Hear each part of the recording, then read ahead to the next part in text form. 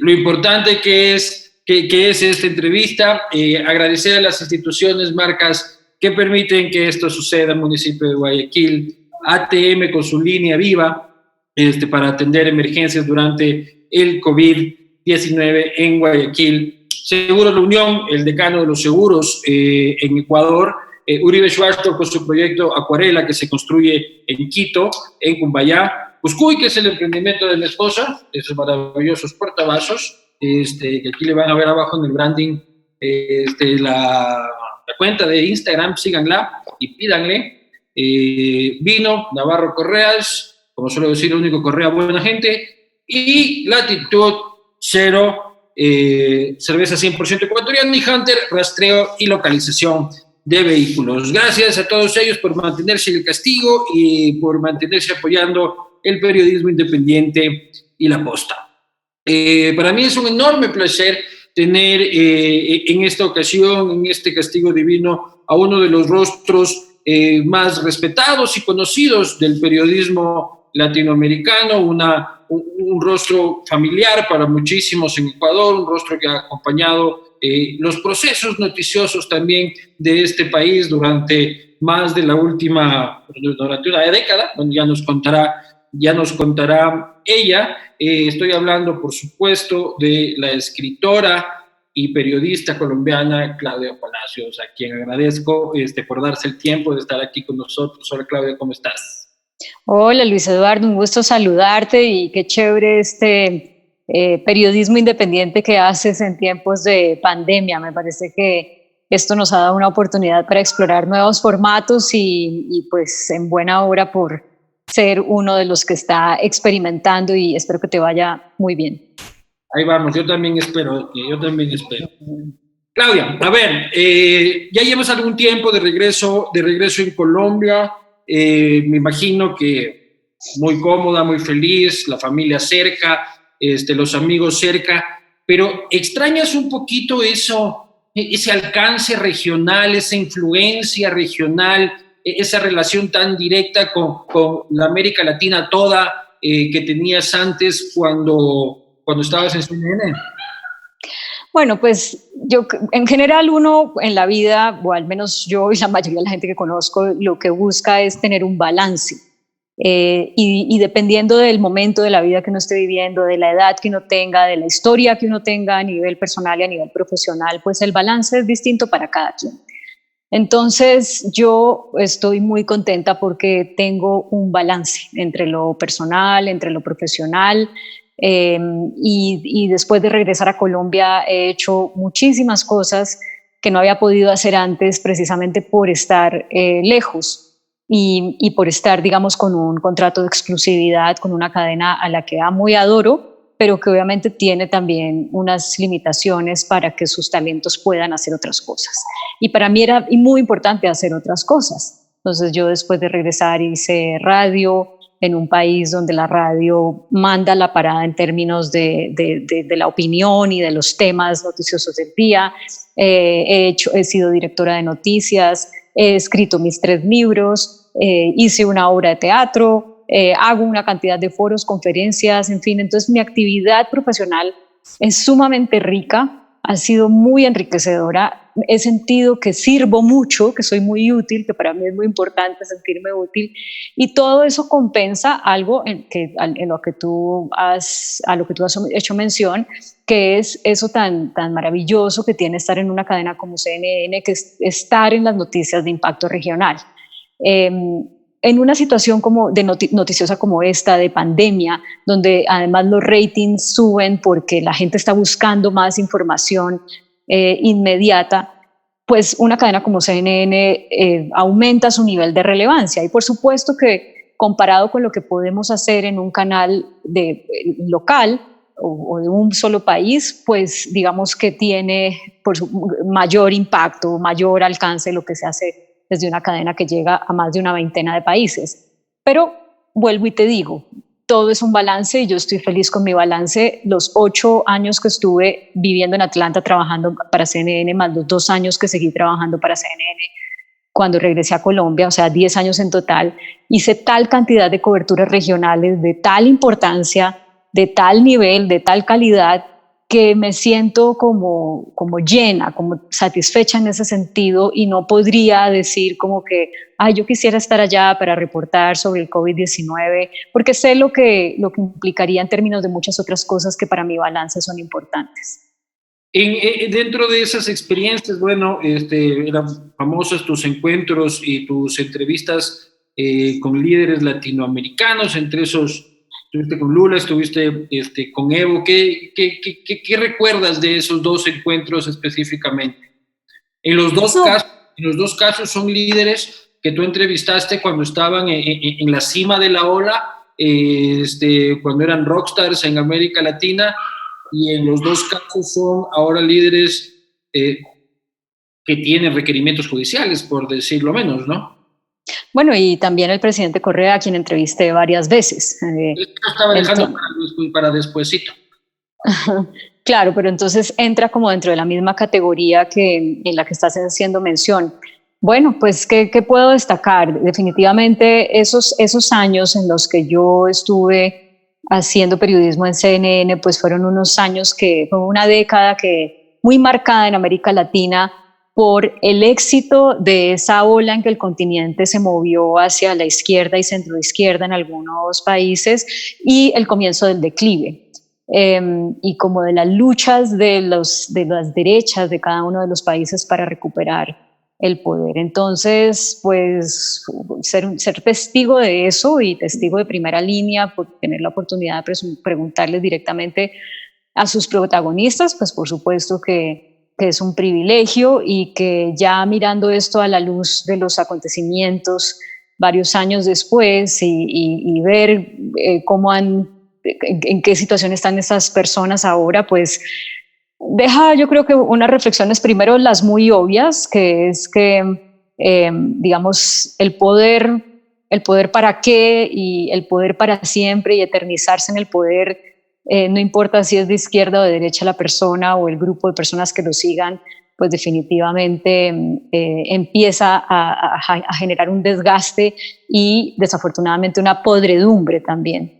Pero por otro lado, pues también es evidente que las persecuciones políticas y la forma como se hace la política en América Latina, pues está muy marcada por unos juegos en los que los poderes terminan no siendo independientes, los poderes terminan estando al servicio de quien esté en turno en el poder ejecutivo o de la ideología que profese quien esté ocupando ese poder, para ir haciendo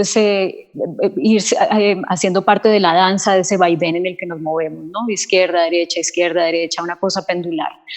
Y lo bueno sería que pudiéramos llegar como a una cosa en que el péndulo no se vaya a los extremos. Yo creo que no podemos pretender como ciudadanos democracias perfectas. Creo que tenemos que propender por acabar un cáncer del mundo, pero en nuestra región es muy evidente, que es el de la corrupción, que se presenta en cualquiera de los extremos, y entender también las dificultades del poder para poder depurar entre toda la información que sale, que mucha es producida por uno de esos extremos con disfraz de periodística, entender realmente cuál es la información que tiene asidero y cuál es la información que solamente está puesta ahí con bots y con bodegas de desarrolladores de redes sociales para hacer daño político a una persona que puede cometer errores dentro del ejercicio de la política, pero que hay que balancear lo que significa un error, un desacierto de un delito. Y me parece que eso en muchos casos no es tan claro para la ciudadanía. A ver, pero parte por parte, porque topaste muchos temas ahí. Cuando te entrevistabas con ellos, ¿lo sentías como arropados por el poder, creyendo que el poder era infinito, que sus alcances eran incalculables, o los sentías humanos? En el caso de estos grandes por su fama, líderes de América Latina de la última década. Bueno, en el caso de Lula, cuando yo tuve una entrevista muy amplia con él, que fue para Los Influyentes con CNN, Lula ya no era presidente, había dejado la presidencia, no recuerdo hace cuánto, pero tal vez un año. Estaba Dilma ya y ya había comenzado el proceso, ya habían comenzado a salir todas las noticias alrededor de los posibles hechos de corrupción en la presidencia de Lula, y ya había comenzado a salir el caso por el cual él termina siendo condenado. Y entonces digamos que ya no estaba arropado, así como tú llamas, como con el poder, pues porque sencillamente ya no era presidente, aunque su partido lo seguía siendo. Creo que yo no lo conocía antes, entonces no lo puedo comparar, pero creo que tenía mucho esa conciencia de que las personas de quienes él pisó callos durante su presidencia iban a buscar de alguna manera vengarse de él. Obviamente todos dicen eso no es cierto, eso no pasó, yo no hice eso está tergiversado, eso, en fin. Pero para responder tu pregunta, si les veía esa parte humana o los sentía como muy arropados por ese poder, yo creo que en el caso de Lula, pues él estaba muy tranquilo en que eso no iba a evolucionar a lo que finalmente pasó, pero pues definitivamente no estaba sintiéndose arropado por el poder. Y en el caso de Evo, pues definitivamente sí estaba como con muy... Yo en ese momento de hacer la entrevista sabía que Evo iba a buscar maneras de quedarse en el poder, a pesar de que le llegara ya el tiempo de acabar su mandato. ¿Lo percibías o era sí. la información? No, yo lo percibía. Obviamente nunca te lo van a decir, nunca te lo van a decir. Tú se los preguntas y nunca te lo van a decir. Ni el de izquierda, ni el de derecha, ni el de centro, no te lo van a decir. El poder. Sí, pero no quieren que se les note y mucho menos reconocerlo, digamos, directamente. Pero sí, él se sentía muy tranquilo, muy respaldado por la gente. Y de verdad que además, como los resultados económicos en Bolivia fueron tan buenos por tanto tiempo, el crecimiento de Bolivia fue muy bueno. Él tenía un equipo de gente con la que yo me entrevisté que hacía una tarea que incluso la oposición reconocía, pues en materia de lo que al final a la gente le importa, que es tener dinero en el bolsillo y tener como la vida básica solucionada. Entonces, cuando esas cosas pasan, aquello de los derechos humanos, aquello de la libertad de prensa, aquello de la libertad de expresión, empieza a bajar de categoría en las prioridades de la gente, porque al final a la gente lo que quiere es tener con qué comprar alimentos, con qué vivir bien, con qué estar tranquila, ¿no? Entonces había como esa cosa, no solamente que Evo mismo lo reflejaba, sino en el ambiente de estamos bien y estamos mejor que antes. Y entonces como que, dicen que Evo hace tales cosas, dice que la libertad de prensa no sé qué, bueno, sí, pero estamos bien. Eso era un poco eso fue el aire que yo respiré para ese programa específicamente en Bolivia. Y luego en Ecuador, pues es que yo creo que en Ecuador, o sea, después de tener ¿cuántos presidentes tuvieron ustedes en 6 años? ¿10 presidentes o algo así? Sí, ajá. Para entonces, sí, entonces llega una persona con un principio de autoridad tan claro, era muy difícil que no pudiera, digamos, congregar a mucha gente que dijera, ay, bueno, por fin, alguien que mande, alguien que ponga orden, alguien, o sea, al final la gente puede rebelarse mucho en contra de ciertos modos de gobierno, pero después de que ya se desgastan, pero al principio, como pasó en Colombia con el gobierno de Álvaro Uribe, es, ay, qué dicha, alguien que ponga orden, ¿no? Alguien que ponga orden. Y yo creo que Correa sí fue eso, pues al principio, y que incluso sus enfrentamientos con diferentes sectores que fueron muy tempranos, con la banca, con la prensa, pues eran bien recibidos porque de alguna manera la gente decía, bueno, alguien que cante la tabla y que diga las cosas y que no quiera quedar bien con todo el mundo, y eso está bien, ¿no? La gente lo recibía bien. Pero ¿Perdón? Pero está bien. O sea, una cosa es que la gente piense que está bien, la otra es que esté bien. No, pues obviamente es que vuelvo y te digo, o sea, democracias perfectas, o sea, la democracia no es una cosa perfecta, la democracia no es una cosa perfecta, de hecho, pues es el gobierno de quien elige la mayoría y de quien es elegido por la mayoría, perdón. Y entonces eso ya de entrada te da que hay una porción de la gente que puede ser una minoría muy grande que está insatisfecha y que cree que las cosas no se deben hacer de esa manera. Pero hay que diferenciar entre delitos, entre equivocaciones y entre maneras de pensar que fueron elegidas por una mayoría. Yo puedo pensar que, no sé, no se me viene ahorita un ejemplo a la cabeza, pero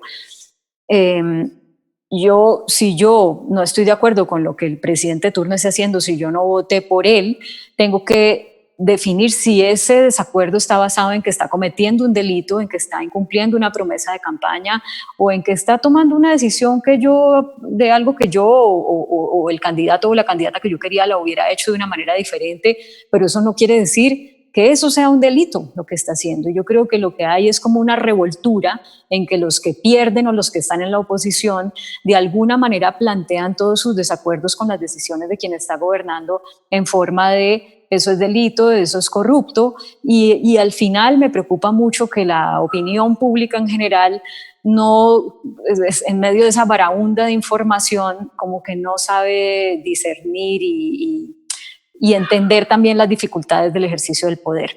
Entonces... Oye, pero Rafael Correa, ¿te cayó bien o te cayó mal? Como tipo, ¿te pareció un buen tipo? ¿O qué onda? Yo creo que él se fue transformando, ¿no? Yo creo que y les pasa pues a todos, ¿no? En la medida en que pueden ganar elecciones y estar más tiempo ahí y como recibir más el respaldo de la gente electoralmente y salir a sus giras y que la gente los mire y los abrace y los quiera y los besa y todo eso, se van creyendo como con mucho más poder para hacer más cosas, entonces se cogen confianza y van mostrando unos alcances que a lo mejor ellos en el comienzo ni siquiera se los estaban planteando. Entonces, las veces que que lo fuiste entrevistando, lo encontrabas más cambiado. Lo encontraba más digamos, cómodo de no tener en cuenta a la oposición, como más claro para él mismo de que él tenía la razón en todo lo que estaba haciendo, de que estaba bien, como con menos capacidad de escuchar la crítica de la oposición y la crítica en general. Estuviste en Loja con él, ¿no? Esa es la tierra de mis padres, por cierto. Estuviste 2 días en Loja con un apuro enorme porque tenías que volver a Cali a una carrera que habías organizado, y tú en el martirio y volver de Loja a Quito no es tarea fácil. No es de que hay un avión cada 10 minutos. Y fue una entrevista que al final la consigues, y corrígeme si estoy hablando de la misma, en la que pones cosas complicadas sobre la mesa, porque pones el tema del diario El Universo y su interés de indemnización de 80 millones, le sacas el tema del dinero que le ganó al Banco del Pichincha y que había prometido y que luego lo negó, que había prometido darlo a la beneficencia y terminó sacándolo del país sin pagar impuestos y comprándose un departamento en Bélgica. Fue una entrevista de temas jodiditos, o sea, que a él se lo notaba que no estaba del todo cómodo. Bueno, las entrevistas creo que pues son para preguntar lo que es pertinente, ¿no? En ese momento, y lo que se basa en la investigación que haya hecho el periodista o la periodista, y entonces pues eso fue, ¿no? Pues, generalmente las entrevistas son así, ¿no? Totalmente, pero él no estaba acostumbrado a tener entrevistas críticas en general. Por lo menos durante los 10 años no lo veíamos mucho, y él trataba de conseguir más bien entrevistas que le sean lo más cómoda posible. Por eso luego empieza a poner a CNN, como todos los de sus amigos, en el péndulo del otro lado, o sea, acusar de que no es un medio de comunicación, sino que es una herramienta de la CIA. Incluso hay un tuit famosísimo de Rafael Correa que decía exactamente, te leo, ¿dónde estaba? Me olvidaba nuevamente, no vean CNN si quieren estar informados, pura manipulación disfrazada de prensa, revisen nada más quién es el dueño, decía. Y es bien gracioso porque ahora lo vuelven a entrevistar y ahora él mismo convoca, por favor todos vean CNN a tal hora que me van a estar entrevistando. Bueno, porque obviamente ya pues él no tiene la posibilidad de, seguramente en Ecuador, tú lo sabrás mejor que yo, de conseguir las entrevistas que, como tú bien mencionas, pues eran más cómodas. Y entonces, sin duda, CNN, independientemente de lo que puedan pensar muchas personas sobre la cadena, pues es una vitrina y es en este momento el espacio donde él puede salir a defenderse de hacen y de las decisiones de la justicia en su contra. Pero eso no, mira, a mí me parece que esas cosas son tan comunes que las hagan todos, que yo creo que no vale mucho la pena detenerse en si alguna vez dijo que CNN no la debían ver y después está diciendo que sí, porque yo creo que hay muchas otras cosas de fondo en realidad, que son las cosas en las que los periodistas nos tenemos que centrar. Yo critico mucho cuando el periodismo se vuelve protagonista, cuando es el periodista el que dice, ay, salí a la calle a cubrir una protesta y me echaron a mí un huevo, o a mí me cayó el palo, porque también hay muchos que, claro, hacen su trabajo muy bien hecho y en medio de eso pues sufren consecuencias. Pero también hay muchos que tienen ese afán de protagonismo, que es como, yo soy periodista, entonces yo tengo que entrar a todas partes y a mí no me pueden pegar las balas y a mí no me pueden... Y como que se pierde un poco la noción de que todos somos ciudadanos, todos tenemos los mismos derechos, y el privilegio que da el periodismo no es el privilegio sencillamente de que a mí me tienen que contestar porque soy periodista. Uno se gana también que te den una entrevista, que te den unas respuestas cuando uno se prepara con rigor para saber preguntar, estando con datos, bien informado. Entonces, cuando si nos centramos en que atacó a CNN, atacó a no sé quién, y yo digo, está bien, es parte de lo que define el perfil de un líder, y no estoy de acuerdo con que hagan eso, y pues hay que decirlo, pero no creo que sea como lo más importante a destacar, porque no creo que los periodistas nos devolvamos volver la noticia necesariamente. Claro, no, y estoy absolutamente de acuerdo contigo, pero mi reflexión iba más en el sentido de la creación y cómo se ha puesto a CNN como un actor político en América Latina, sin que a mi modo de verlo sea, pero lo han querido poner ahí, lo han querido poner como el gran contrapeso de Telesur, de RT y de las otras maquinarias informativas del lado de bolivariano y del lado ruso, que me parece que tampoco es el juego.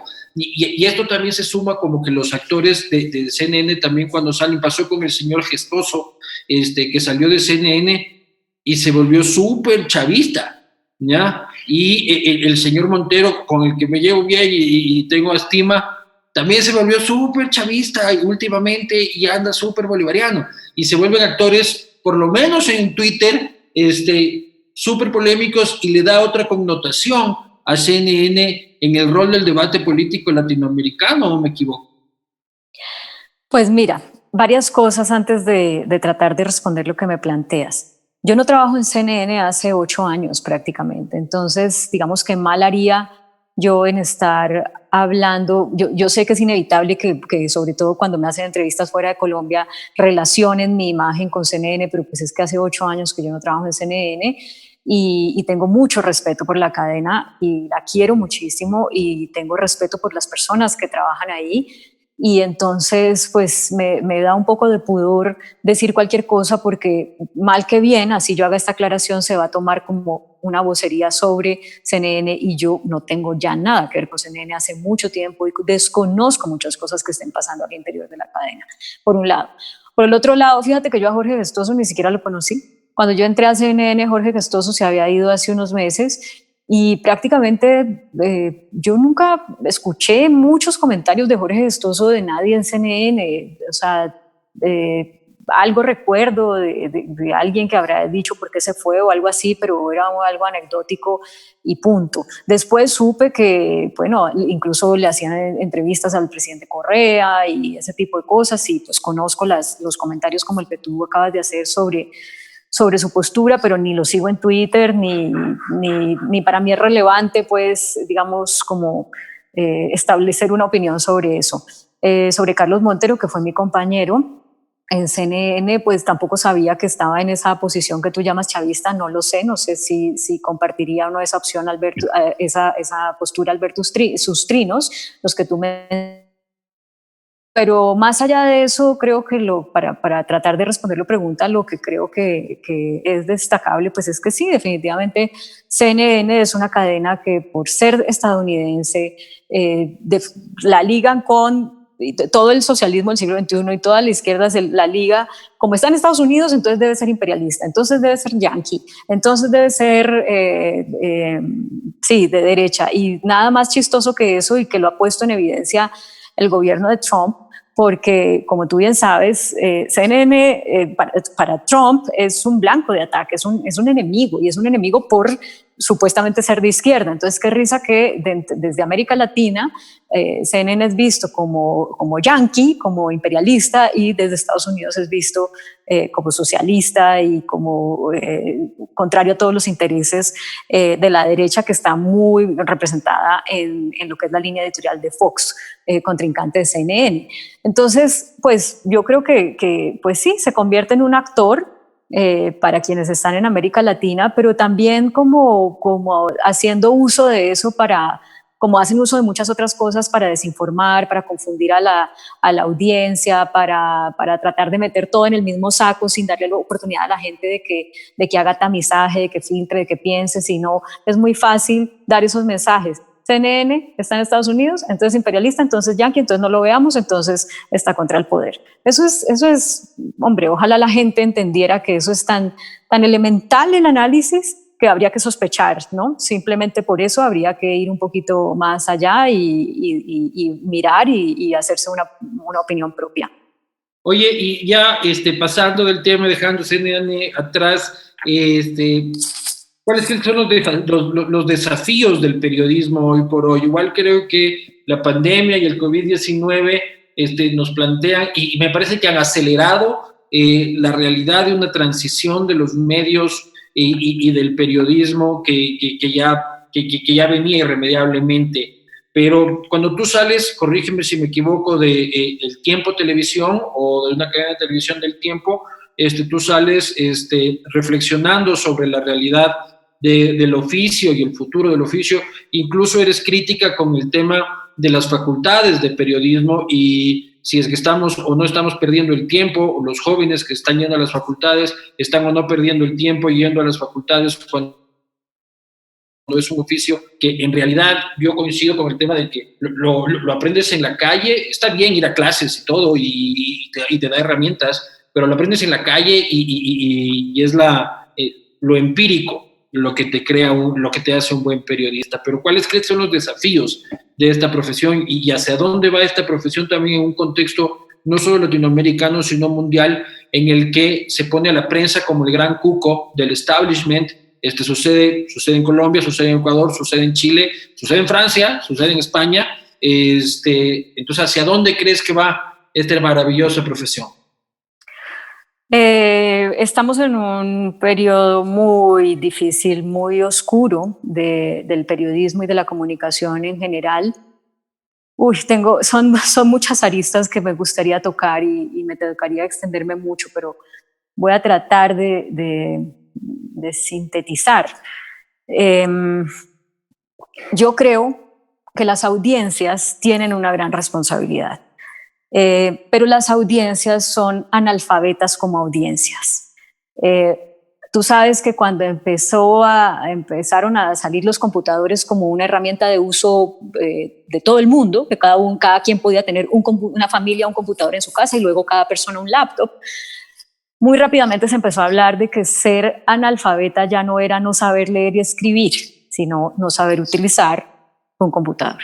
Y después ser analfabeta es que no sabes utilizar un teléfono inteligente. Y después ser analfabeta es que no sabes utilizar aplicaciones para reemplazar una cantidad de cosas que implicaban que antes tenías que salir a la calle, hacer una fila en un banco, ir a comprar al supermercado, no sé qué. Entonces, hoy en día yo creo que ser analfabeta, aparte de todo eso, ¿no? Porque no es que desaparece esa otra definición de analfabetismo, sino que cada vez se le suma algo, es no saber informarse. Y es muy difícil cuando tienes la gran cantidad de contenidos que hay, hechos no solamente por periodistas con experiencia, que informan con rigor, sino por gente que también es periodista, pero que no sabe hacer periodismo porque no está bien formada ni en las facultades de periodismo, ni en el ejercicio profesional que se ha debilitado mucho en calidad, sino también por mucha gente que no es periodista, pero que tiene unos intereses de comunicación para suplir sus intereses políticos o sus intereses económicos o sus intereses de fama. Entonces, qué difícil para un joven como mi hijo que tiene 19 años, como el hijo de mi esposo que tiene 12, como jóvenes que no han tenido el contacto con los medios tradicionales como quizá lo tuviste tú y como definitivamente los tuve yo, de que llega el periódico a la casa, lo lees, que esperas la hora del noticiero para ver lo que pasó en el día, que oyes la radio, que sabes que te está dando todas las caras de la noticia, etcétera, porque ellos ya no tienen la costumbre ni de leer el periódico, ni de esperar el noticiero para informarse, ni de oír el programa de radio. Su costumbre para informarse es una mezcolanza que llega en forma de memes, en forma de chistes, en forma de retazos de información, en forma y nada filtrado, ¿no? En el mismo timeline de Twitter les entra lo que dice alguien de oposición, como la fuente oficial de gobierno, como el periodista, como el que hace el chiste, como el que está resentido, como el que tiene un interés. 1 millón de trolls. ¿Perdón? 1 millón de trolls. Claro, ¿y cómo sabes tú si nunca has tenido un referente que te permita desarrollar por lo menos un olfato para pensar, uy, esto está como raro? A mí siempre que me plantean este tema cuento una anécdota que me pasó con mi hijo hace tal vez unos 2 años y medio, que Trump tenía su primera visita como presidente con la reina Isabel.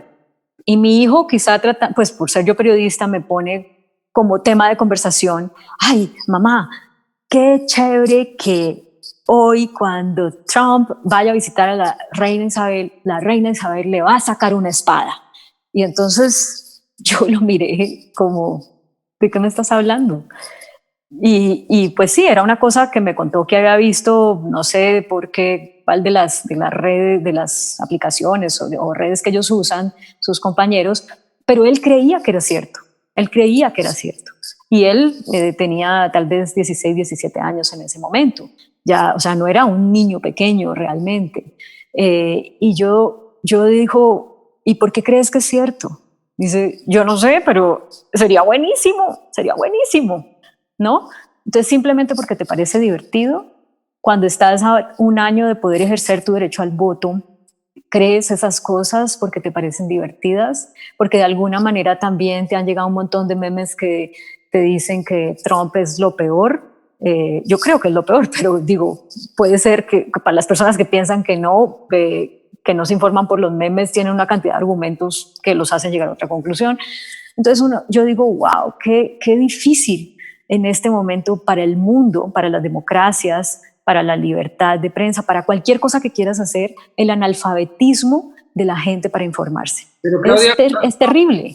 No solo son los jóvenes que por lo menos saben cómo funciona el aparato y de dónde viene la información, de ahí que no la tamizan y que no la reflexionan, estoy absolutamente de acuerdo, pero la tía del WhatsApp es mucho más grave, porque la tía del WhatsApp lo vio en Facebook, la señora, todos tenemos aquella tía que lo vio en Facebook y ya cree que es verdad, y lo replica enormemente, con absoluta credibilidad y confianza y entusiasmo, que también creo que tenemos que empezar una campaña brutal de alfabetización digital también a nuestros mayores.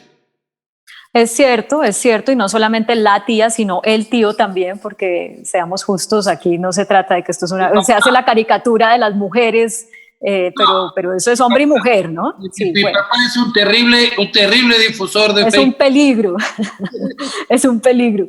Así son muchos, y yo, por ejemplo, que obviamente estoy en varios WhatsApps de chats de familia, con cierta frecuencia digo, oiga, no, pero esto que pusieron ahí no me parece que tenga sentido, ¿no? Vamos a buscar en una fuente, y un poquito también hago el trabajo como de pilas, y alguien ha dicho, ay, perdón, yo no vuelvo a mandar cosas sin confirmar, entonces hay un triunfo, pero yo sí creo que los periodistas, independientemente de que los medios tradicionales logren sobrevivir a toda esta baja en la pauta comercial, a toda esta baja en las audiencias, porque la gente pues prefiere otras formas de consumo a través de programas como el que estamos haciendo en este momento, etcétera, al margen de que podamos hacer muy buenos contenidos, ya sea por los medios tradicionales o por medios como este en el que tú y yo estamos, si la gente no aprende a consumir información de manera responsable, pues hemos perdido el tiempo. Y yo pongo este ejemplo.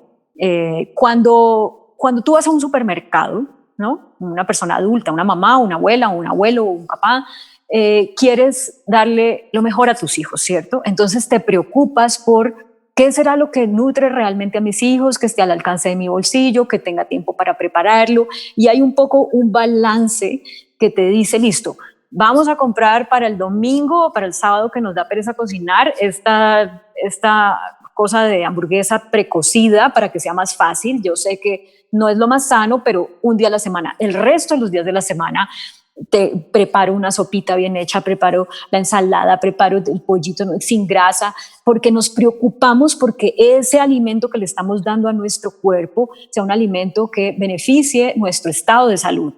Lo mismo tiene que pasar con la información. No puede ser que tú consumas cuanta información chatarra hay y creas que ya estás informado. O sea, no puede uno como ser humano, como ciudadano, perdóname la palabra, pero ser tan estúpido de pensar que tú te estás comiendo toda esa información que está puesta ahí por 1000 fuentes de las que no sabes qué credibilidad tienen o no, y sales como muy ingenua a decir qué informado estoy, yo ya sé todo, descubrí que me están engañando, etcétera, etcétera, y tomar decisiones basadas en eso. Te estás volviendo un títere de las personas que están ahí. Es como si fueras al supermercado y solamente compraras enlatados y comida con preservativos y demás para comer tú y comer a tus hijos, sabiendo que que en una semana vas a tener cólicos y que no sé cuánto tiempo seguramente vas a tener quién sabe qué enfermedad por cuenta de eso. Eso es lo que está pasando con la información y la gente no se da cuenta. Entonces tú puedes ponerlo en el supermercado, el pimentón fresco, la lechuga, la naranja divina, todo saludable, pero si la gente no lo compra, sino que compra toda la chatarra, pues ¿qué ganamos con cultivar muy bien y con llevar las cosas allá? Es exactamente lo mismo con la información. La posibilidad de los medios, del Estado a través de la educación, de la familia o de cada uno. No te entendí la primera parte de lo que dijiste. ¿Esa responsabilidad de quién? O sea, la responsabilidad de cambiarlo, de reeducar, es una responsabilidad de los medios, es una responsabilidad del Estado a través de la educación, es una responsabilidad de la familia o es responsabilidad individual. Es una combinación de todo. Yo creo que los medios tenemos que hacer mejores contenidos y que cada vez que un periodista hace una entrevista tendenciosa, publica una información que no está verificada, le hace el juego a una persona que le da una información por un interés político y simplemente la pasa sin contrastarla, pues está dando papaya, como decimos en Colombia, para que los periodistas y los medios tradicionales sigamos perdiendo credibilidad y respeto por parte de las audiencias. Entonces, ahí está el trabajo de los medios y de los periodistas, hacer información rigurosa, verificada, etcétera. Las familias, es también responsabilidad de las familias. No puede ser que entonces a un niño, a una niña se le entregue un celular a temprana edad y crean que no hay que acompañar ese proceso de cómo esa persona tiene acceso a una cantidad de contenidos a través de ese celular que le pueden estar interfiriendo en su mente tanto por lo que consume sobre noticias como lo que consume sobre sexualidad y puede estar estropeando el cerebro y la psiquis de un ser humano desde muy temprana edad. Entonces la familia debe acompañar eso. Y los estados, y en esto yo tengo una postura que pues la verdad se aparta de mayoría de mis colegas y la doy en una conferencia que justo presenté en Ecuador hace unos meses en la Cámara de Comercio de Quito, que es que yo sí creo que hay que hacer una redefinición de la libertad de prensa, de la libertad de expresión. Porque una cosa es la libertad de expresión cuando cada persona podía decir algo que oía a su entorno cercano, pero que no lo oían los cientos o los miles de personas que lo pueden oír si lo pones en Twitter, si lo pones en Instagram, si lo pones en Facebook o en YouTube. Y que creo que así como a los periodistas y a los medios se nos exige cumplir con con cierto rigor para no afectar la reputación de las personas, de las empresas, para no generar un pánico económico, que incluso es un delito hacerlo, pues a la persona común y corriente también se le debe exigir lo mismo. Cuando yo hago este planteamiento y traigo en mi conferencia lo que ha dicho, por ejemplo, en la OEA, la Comisión para la Libertad de Prensa, lo que han dicho las comisiones en este sentido en la Unión Europea, los estudios que se han hecho en el Reino Unido sobre esto, la mayoría de esos estudios concluyen que no, que ahí están las leyes contra la censura y la calumnia en la mayoría de los países y que esas leyes hay que dejarlas operar y hay que aplicarlas en estos casos de la desinformación a través de las redes. Y yo digo que no, yo creo que no, porque a mí me parece que el daño que se hace con las redes se hace de una manera tan fácil cuando se usan mal y tan impactante que puede cambiar incluso el rumbo de un país. Por lo que sacas en el momento de una elección o días previos estratégicamente para cambiar el voto de la gente, por ejemplo, o simplemente dañar la reputación de una persona, ¿no? Hacer un meme, hacer un fade, hacer un, ¿cómo se llama? Cuando te cambian la cara y que te ponen tu cara y se me olvidó. ¿Cómo? ¿Montaje? Sí, bueno, eso tiene un nombre, pero un deepfake, hacer un deepfake y ponerte a ti a decir una cosa y la vieron 100,000 personas. Luego la persona es obligada, la que la hace, a rectificar en aras de las leyes contra la calumnia y rectifica, pero la rectificación la ven 10% de quienes vieron lo que dañó tu imagen. ¿Tú crees que debe haber responsabilidad penal? Sí, sí creo. Por decir algo en Twitter, que no sea que no sea procesado como injuria, como calumnia en un tribunal. Sí, creo que si el impacto es dañar la reputación de alguien, afectar la democracia de un país, generar un pánico económico, pues claro que debe haber una responsabilidad penal, no solamente aplicable a un medio de comunicación, a un periodista, sino a todos los ciudadanos que tienen la posibilidad de informar y de crear contenidos masivos, que pues son todos los que tienen un celular y pueden manejar aplicaciones. Pero en nuestros países en los que los políticos tienen tanta influencia sobre los juzgados, así va a ser muy fácil meter muchos periodistas presos. Y seguramente muchas personas. Entonces, que mira, toda ley, toda norma es susceptible de tener un mal uso. Por el hecho de que hoy en día existan, no sé, leyes contra El daño al medio ambiente no te garantiza que alguien no haga mal uso de la ley y se coja de algún pedacito que dejó un limbo para escudarse o defenderse de que no está afectando un bosque porque está talando 1000 árboles. Y así con todo. Entonces, si tú dices, no, pues con los políticos que tenemos, pues es muy fácil que muchos periodistas vayan a la cárcel. Bueno, pues hay que hacer bien las leyes y hay que denunciar, pero lo que no se puede es seguir en esto de que, o lo que yo creo que no se puede, ¿no? No es que no se pueda, es simplemente lo que yo creo, es seguir en esto de que cualquier persona, sea político, sea periodista, sea ciudadano del común, pueda tener el derecho de acabar con la reputación de una empresa, de una persona, o dañar la democracia de un país, o generar un pánico, etcétera, por cuenta de la libertad de prensa o de la libertad de expresión, porque eso también tiene que tener un manejo responsable y ese manejo responsable no se está dando. Claro, pero por ejemplo, en las críticas que tuviste por la columna Dejen de parir, en la que te acusaron de xenofobia, si aplicamos esa ley que tú propones, tal vez Claudia hubiese terminado presa por afectar a un colectivo social como los venezolanos, según los argumentos de quienes te criticaban, porque te criticaban directamente de xenofobia. Para quienes nos están viendo y no conocen, es un artículo que Claudia publica en diario El Tiempo, en el que hace una crítica a la nula planificación familiar de los migrantes venezolanos que recorren América Latina, y usa frases muy fuertes en las que dice que si es que no tienen control de su natalidad, van a pasar a ser un problema mucho más grave, en vez de ser considerados un aporte a las sociedades a las que visitan, en las que se radican, en las que migran. Y eso fue muy, muy, muy, muy criticado, incluso por colegas colombianos de Claudia, entre esos Daniel Samper, sí, que catalogaron a esa columna como una columna xenófoba. Entonces, ¿quién declara qué está bien y qué está mal? Es lo que a mí me preocupa, porque seguramente tú dices, esa columna estaba ejerciendo yo mi derecho a mi opinión, es lo que creo y es lo que defiendo, y otros dirán, eso es xenofobia, eso es odio, eso es racismo. Entonces el problema es ponerle a alguien la autoridad moral de decir qué está bien y qué está mal. Eso es lo que a mí me asusta profundamente, Claudia.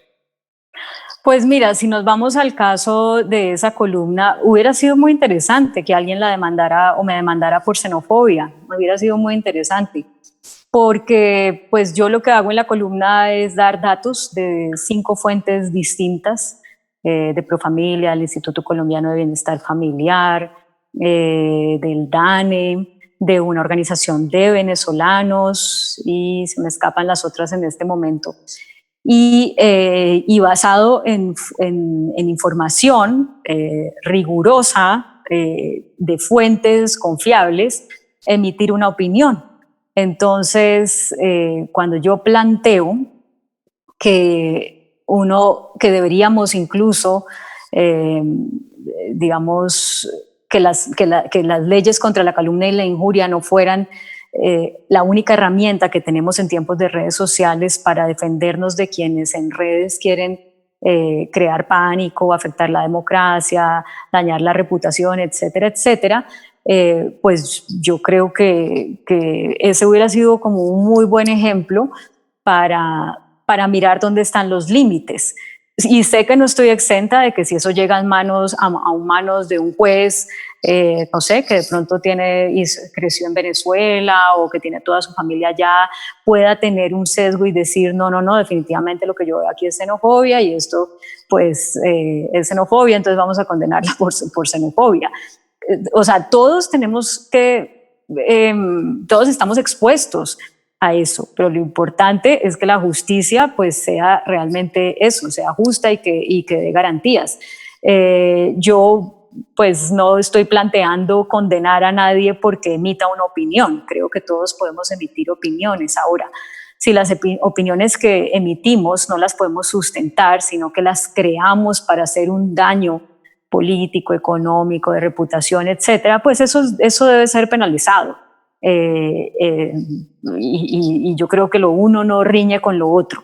Vuelvo y te digo, me hubiera parecido muy interesante que alguien demandara la columna por xenofobia, porque hubiera sido una oportunidad también para que los jueces del país se pronunciaran teniendo en cuenta las garantías a la libertad de expresión y lo que debe ser el rigor a la hora de emitir una opinión, trátese de una periodista o trátese de un ciudadano del común.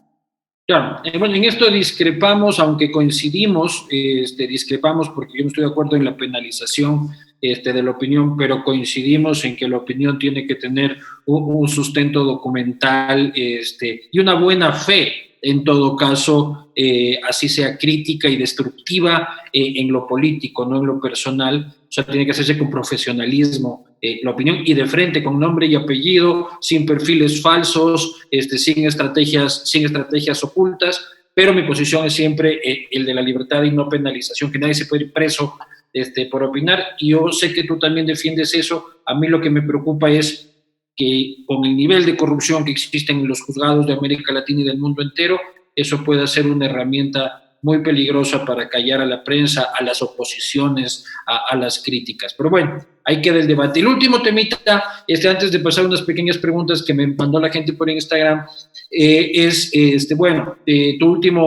3 libros, tu último libro, En Brujas, son 83 historias, 83 entrevistas periodísticas a mujeres, que tú mismo has dicho, es un libro que hablan 83 mujeres, pero que está dedicado para hombres, o sea que son principalmente los hombres los que deberían leer esas historias, porque las mujeres tienen ya lastimosamente casi naturalizado estas historias, algunas de discriminación, algunas de violencia, y que realmente somos los hombres que muchas veces, ajenos a esa historia, somos los asnos que tenemos que entenderlas y que muchas veces no las vemos. ¿Cómo te va con el libro? Sé que lo estás repartiendo por aplicaciones durante la pandemia y la cuarentena también.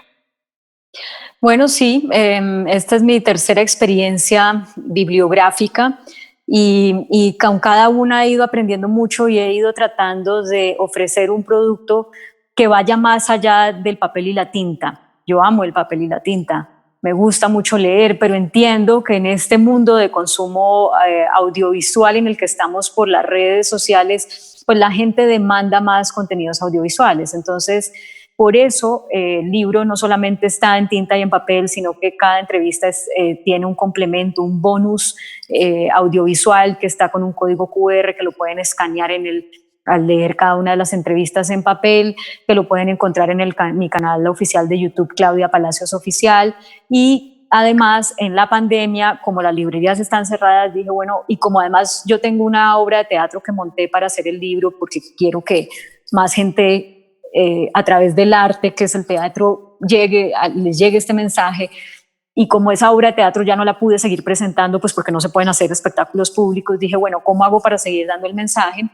Y ahí fue que me inventé esto de que todos los días a las 6 de la tarde hago un live de Instagram, mi cuenta Claudia Palacios Oficial también, y ahí se ha ido creando una comunidad muy interesante y me gusta mucho que llegan muchísimos hombres. A lo mejor muchos no llegan porque les interesa el tema, sino porque les interesa verme a mí. Yo soy consciente de eso, pero aprovecho, digamos, esa capacidad de atraer para plantear este tema, que creo que es un tema que no es un tema de mujeres, es un tema de toda la sociedad, de todos los géneros, que es un tema que debe ser tan en primera línea, debe estar como la lucha contra la corrupción, como el combate a la pobreza, como el cuidado del medio ambiente, porque creo que muchas personas no tienen claro que sin equidad de género no hay éxito en la lucha contra la pobreza, sin equidad de género no hay éxito en el cuidado del medio ambiente, sin equidad de género muy difícilmente hay éxito en la lucha contra la corrupción, para hablar de 3 de los grandes problemas que nos aquejan en el continente y en el mundo. Entonces, al hacer estos lives todos los días a las 6, pues he tenido la oportunidad de responder preguntas directamente del público, de hacer un montón de reflexiones que me doy cuenta que hacen que muchos se queden pensando y me escriben en Instagram, unos para comprar el libro, otros para preguntarme más cosas, y me gusta eso, porque ese es el poder que tienen los libros y el trabajo hecho con ese reposo que requiere el libro. Tú no puedes hacer un libro como sacas una noticia para el noticiero de hoy o para el periódico de mañana, porque no hay la inmediatez acosándote, sino que de verdad lo tienes que estructurar, pensar a largo plazo, darle una forma que lo sostenga, y entonces es un producto muy, muy, muy completo. Y por eso, pues de verdad, yo lo que digo en el libro es: hombres, entren a la conversación, dense cuenta de que ustedes van a ser los primeros beneficiados con la equidad de género, porque ustedes mismos sufren muchas cosas por la inequidad de género existente que no se dan cuenta, porque están muy normalizadas, que juegan en contra de su propia felicidad, de la armonía en las relaciones que puedan tener con sus parejas, con sus mamás, con sus hijas, con sus propios amigos. Entonces, entren y sepan de qué se trata, no lo satanicen de entrada, no digan esto es un tema de viejas, no digan, ay, otra vez las feministas, qué jartera, sino que digan, acepten que este es un tema que llegó para quedarse, que cada vez es más fuerte y que es una necesidad que nos va a hacer tener a todos una mejor sociedad si alcanzamos los objetivos. Entonces, va muy bien, yo siento que cada vez más gente oye el mensaje. Eso que dices al final es lo más importante, porque al final la equidad de género, lo que conduce, la inequidad de género, lo que provoca es de que esta ciudad, aparte de todos los atropellos que están atrás y la violencia, los crímenes que hay atrás también de la violencia machista, es lo que se está perdiendo la sociedad al no recibir y abrir las puertas por completo a lo que la capacidad femenina, que es enorme, no sé si superior, pero es igual, en todo caso, de eso se trata, a la masculina se está perdiendo por estas taras decimonónicas que todavía arrastramos en el siglo XXI. Pero ¿tú crees que el feminismo radical está entorpeciendo el debate y distorsionando el debate racional que tenemos que tener los ciudadanos para entender las cosas que son obvias, que compartimos, que es de que existe inequidad, de que hay que trabajar por ella, de que existe violencia machista grave y peor en nuestros países de América Latina? Pero ¿crees que la radicalidad del discurso feminista complica que tengamos una discusión de adultos y llegar a conclusiones razonables? Bueno, lo primero es, las feministas son adultas y tienen conversaciones de adultas. Y la radicalidad o el radicalismo, no sé cómo se dice, de muchas de ellas, pues está basada en unas convicciones a las que han llegado por muchos años de trabajo y muchos años de logros que han beneficiado no solamente a las mujeres, sino a toda la sociedad. Hoy en día creo que nadie cuestiona el derecho de las mujeres a votar, pero cuando estas mujeres, usando ese radicalismo que tanto se les critica, se metieron en esas gestas del sufragio, del sufragismo femenino, hace casi 70 años en Colombia y más en otras partes del mundo, estas mujeres, gracias a ese radicalismo, sacaron eso adelante. Entonces, cuando hoy se habla de las feministas radicales como las que entorpecen la posibilidad de que más gente trabaje por la equidad, pues yo no puedo contestar sin poner el contexto histórico, porque si esas feministas radicales que lucharon por el sufragio en ese momento se hubieran dejado amedrentar porque les decían radicales o porque les decían machorras o porque las consideraban no aptas para el hogar y demás, pues no hubieran sacado adelante algo que hoy en día no tiene discusión.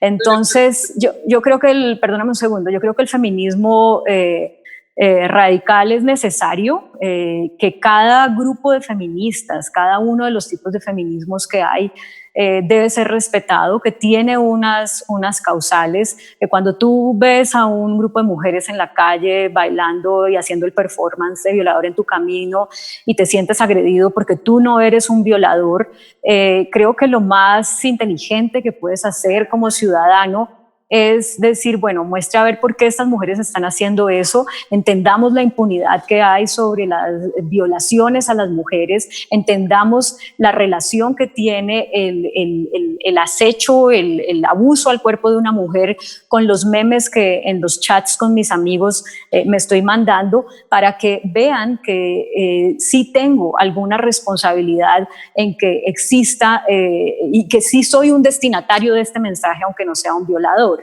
Y yo no participo en un performance de esos, pero lucho contra la violencia sexual de otra manera. Entonces, esas feministas radicales que hacen eso, las respeto, les agradezco lo que hacen y creo que si a alguien no le gusta la forma, no puede usar esto como excusa para no entrar a ser parte del debate y para no hacer su aporte, porque es como si tú dijeras, bueno, como hay personas que forman un grupo guerrillero para luchar por los pobres, entonces ellas entorpecen el debate de la lucha contra la pobreza y yo, que no quiero ser guerrillero, no voy a luchar contra la pobreza porque los que están luchando contra la pobreza están usando la violencia.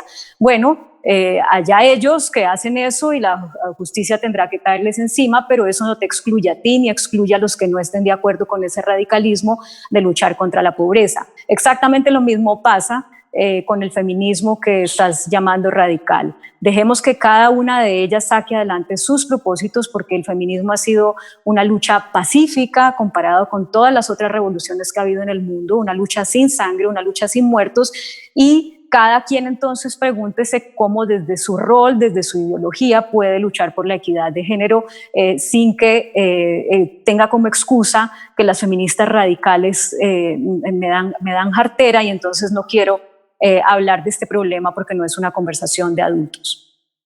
Vale, yo cuando me refería a feministas radicales no es a las que hacen el performance de El violador eres tú, sino ya cuando se llega casi a un odio al hombre. Y sí creo que existen casos, y eso a mí, mi punto de vista, es distorsionar el debate. Pero imagínate si habláramos del odio a la mujer, que se expresa de una manera muy dura, se expresa de una manera sumamente dura de parte de los hombres cuando cosifican a las mujeres por los memes que ya te digo que comparten, por los comentarios que hacen cuando una mujer llega a determinada posición, que no los hacen cuando es un hombre, porque siempre están juzgando a una mujer por su belleza, por si está gorda, por si está flaca, por si está fea, por si está linda.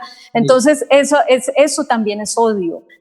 Lo que pasa es que lo hemos normalizado tanto que no lo vemos, y las mujeres no decimos por esto, ay, no vamos a trabajar con los hombres porque están expresando su odio cada vez que hacen un comentario sexista o comparten un meme. Odios hay de parte y parte, pero eso no nos excusa a todos los demás para decir que no debemos trabajar por algo que es una necesidad del mundo, como es la equidad de género. Sin duda. Voy a las preguntas de la gente para que las puedas responder lo más breve posible, y si te quieres extender, te extiendes, es la última parte del programa. Bolívar Correa 1, no sé si es que habrás visto esto, ¿qué piensa de la bronca del Rincón, que es un periodista de CNN, con Roldán, que es un ministro ecuatoriano, que sucedió hace pocas semanas? No sé si pudiste ver esa bronca que se dio en vivo en CNN. Bueno, no, no lo vi, no. Está buenísimo, veraste, solo por tu propio consumo y entretenimiento. Medidas económicas que un país como Ecuador debe tomar en esta pandemia, ¿tienes alguna idea? No sigo al detalle la política de Ecuador y me parecería un atrevimiento responder esa pregunta. Handel Rodrigo pregunta, ¿qué entrevista ha marcado tu vida? No sé, muy difícil escoger. Entre tantas. Hazme otra y voy pensando en esa respuesta. Javier Guarnizo Ponce, ¿crees que la prensa ecuatoriana hace un trabajo objetivo? Pues a Javier no le puedo responder eso porque no vivo en Ecuador ni consumo la prensa ecuatoriana. Lujab 69, opinión de Fernando del Rincón. Si es que hay más preguntas sobre esas, ya no les voy a hacer, porque es la misma pregunta. Lo que pasa es que fue tan polémico acá que entenderás a la gente. ¿Tienes alguna opinión de tu colega? No, pues hace muchos años que no hablo con Fernando ni veo su trabajo. ¿Qué opinas sobre las... Esa es otra vez Fernando del Rincón. Pasó. Fran Tapiazo, pregúntale si alguna vez le han tratado de imponer una línea editorial. No, esa es una pregunta súper común y la gente se sorprende y yo sé que mucha gente no cree, pero nunca en ningún canal de televisión, en ningún medio donde yo haya estado, independientemente de que haya pertenecido a un grupo económico o a una persona de una ideología muy marcada, a mí me han dicho esto lo puede hacer o esto no lo puede hacer. La verdad siento que ese ha sido pues una gran herramienta de trabajo, tener esa libertad. Gianni Ney pregunta ¿por qué fue separada al nacer de su gemela Stephanie Spin? ¿Stephanie Spin, si lo ubicas? Sí, claro, yo sé quién es Stephanie. Sí, están en medias parecidas en realidad. Juan Sebastián Roldán, otra vez la misma pregunta sobre Fernando del Rincón. ¿Qué negocios crees que despuntarán después de la pandemia? Es AEOS el que pregunta. ¿Se te ocurre algo? Bueno, pues creo que todo lo que sea virtual va a ganar, cómo generar dinero desde casa, sin salir de casa. Y pues eso tiene mucho que ver con un siguiente nivel en el manejo de la virtualidad. Entonces, sí, todo lo que sea negocios virtuales, pues sin duda, como todo lo que sea limpieza, desinfección, protección, eso. Marcel Montero, ¿cómo Claudia percibe que la comunidad internacional ve al ecuatoriano? ¿Cómo la comunidad internacional ve al ecuatoriano? No sé, tal vez, en este momento, cuando Ecuador ha sido, digamos, el país más que evidentemente ha tenido más muertos por la pandemia y en unas condiciones como las imágenes que vimos de Guayaquil, pues creo que esa imagen va a derivar en una visión hay una falta de capacidad de atención social, de atención en salud y pues como muchos cuestionamientos respecto a las razones en las que eso se pueda basar. Vale, otra vez Fernando del Rincón, la gemela malvada de Stephanie Spin, dicen aquí. Ya, ahí todas se refieren a lo mismo. Muchísimas gracias, Claudia, creo que hemos cumplido el tiempo ofrecido también. Agradezco muchísimo tu tiempo, tus reflexiones, creo que ha sido una charla principalmente enriquecedora en el tema de la reflexión sobre el oficio, al que en esta mutación eterna, pero hoy coyuntural y poderosa que enfrenta el periodismo, creo que es para estudiantes de periodismo también una charla que no deben perder, para periodistas en general y la comunidad completa, para entender de que esto es también un oficio que muta, que está vivo, que es dinámico, que crece y evoluciona junto a la sociedad, que no es 2 más 2 son 4, ni 3 más 3 son 6. Entonces, siempre discutir sobre el tema es gratificante. Claudia, te agradezco muchísimo. Saludos enormes desde Ecuador y te deseamos la mejor de las suertes. Bueno, muchísimas gracias. Ecuador siempre ha sido un país donde yo me he sentido muy bien acogida, muy bien recibida. La gente ha sido siempre muy especial y muy cariñosa conmigo y bueno, lo aprecio mucho. A veces como que me pregunto por qué será y digo simplemente pues tengo buena suerte con los ecuatorianos, qué chévere. Y entonces pues muchísimas gracias porque este espacio que me has abierto se suma a esa amabilidad y esa importancia que Ecuador le ha dado a lo que yo tenga para ofrecer desde mi rol como periodista. Muchas gracias. Un enorme placer, queridos amigos. Nos vemos en una próxima entrevista del Castigo Divino. Un abrazo para todos. Chao.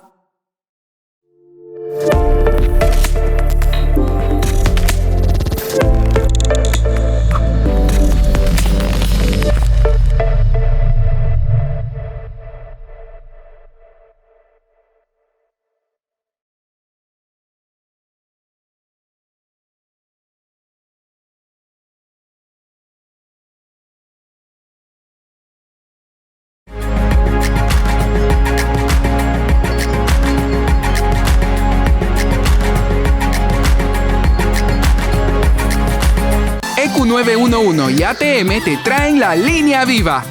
Si tienes una emergencia médica, llama al EQ911. Con tu información, el EQ911 llama a la ATM y la ATM despeja tu vía.